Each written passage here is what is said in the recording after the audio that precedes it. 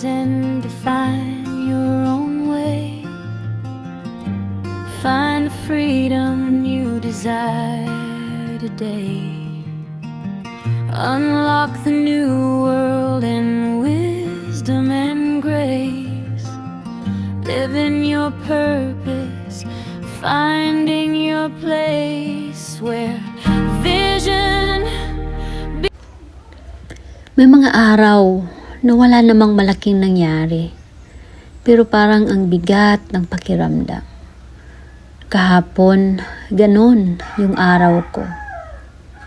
Alam mo yung pakiramdam na parang ang daming pumapasok sa isip mo. Sabay-sabay hanggang hindi mo na alam kung alin ang totoong problema at alin yung pagod lang. Noong una, gusto kong manatili lang at pilitin ayusin yung nararamdaman ko. So, habang nandoon pa rin sa parehong lugar, pero parang gusto kong lumabas. Wala akong malinaw na plano. Ang isip ko lang, kailangan kong gumalaw at lumayo ng kaunti para makahinga. Yun ang isip ko. Habang naglalakad papuntang highway, tahimik lang. Iniisip ko lahat ng tumatakbo sa isip ko. At kinakausap ko ang sarili ko. Sabi ko, bigyan mo ako ng clarity. Ano ba talaga itong nararamdaman ko? At habang naglalakad, kinakausap ko rin si God. Hindi yung formal na dasal, parang simpleng usapan lang. Kung may kailangan akong makita, ipakita mo. Kung may kailangan akong maintindihan, tulungan mo akong maintindihan.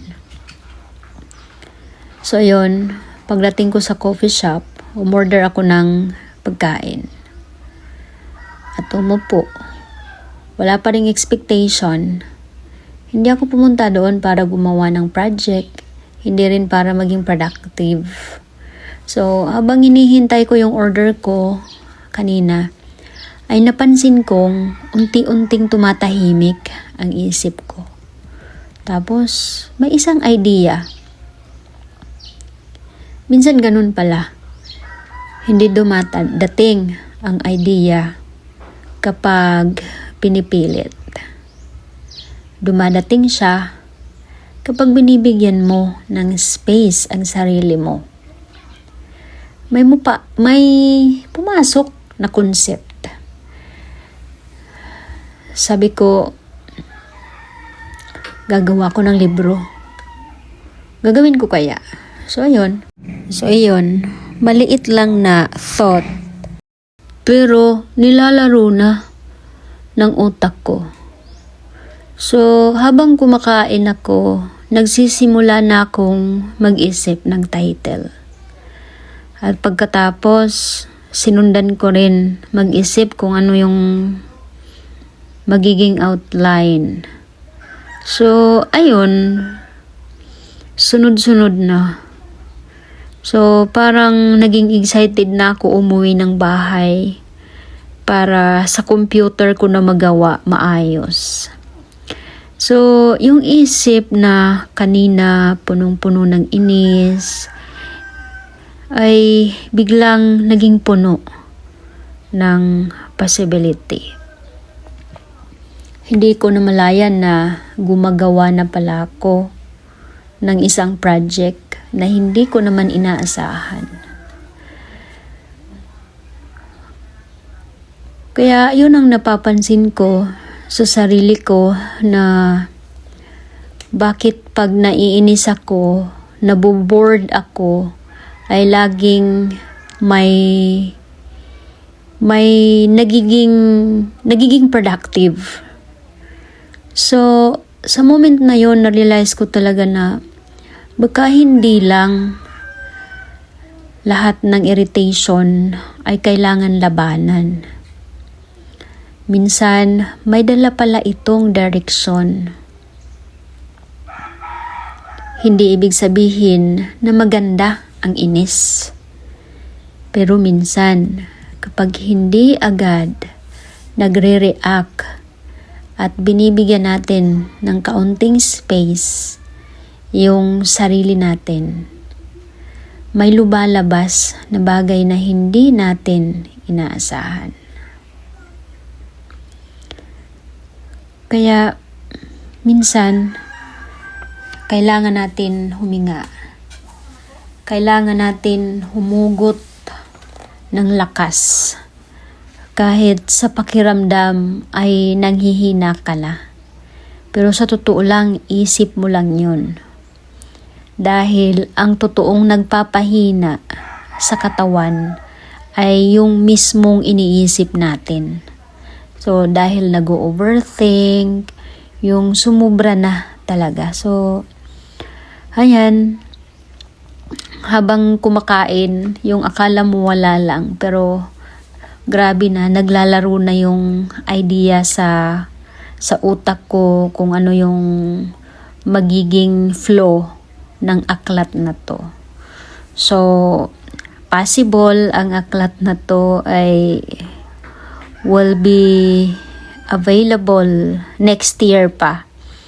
Kasi marami akong project na naka-line up this year. So, ayun, kahapon nga ay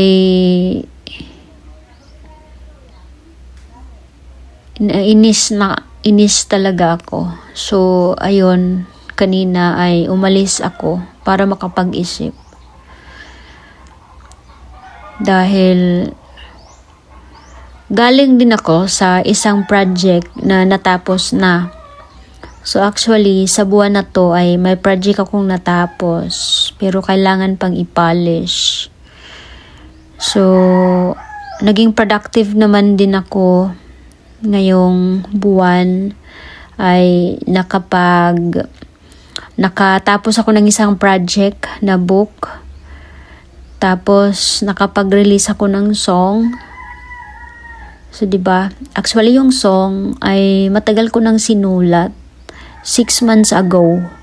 So, nitong nakaraan ko lang naisipan na bakit hindi na lang i-release.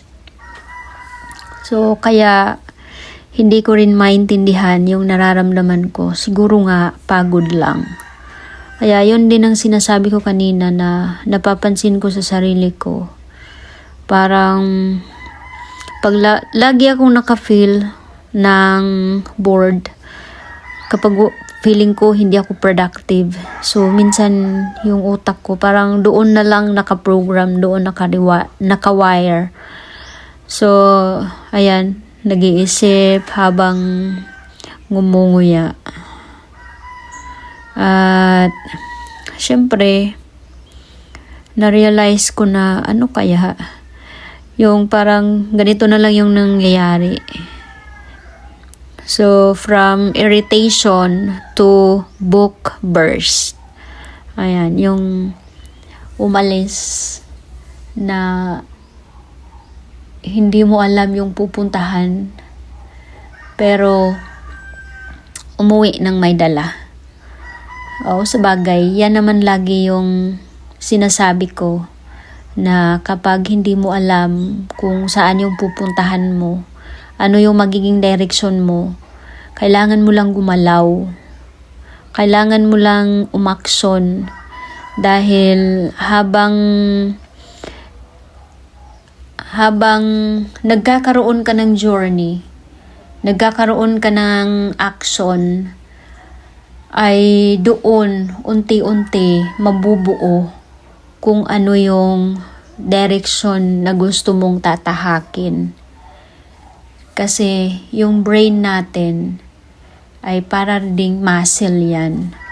So, 'di ba? Sabi nyo, kailangan mag-exercise. So, yung utak natin ay kailangan din mag-exercise.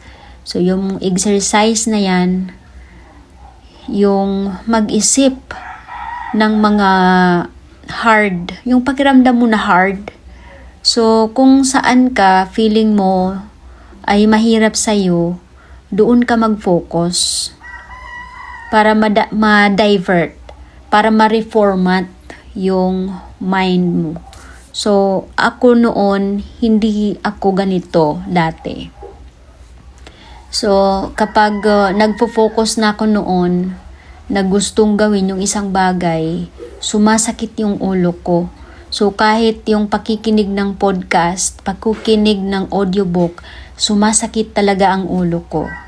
Pero noong nasanay na ako, noong na-reformat na yung utak ko, yung mind ko, ay hindi na.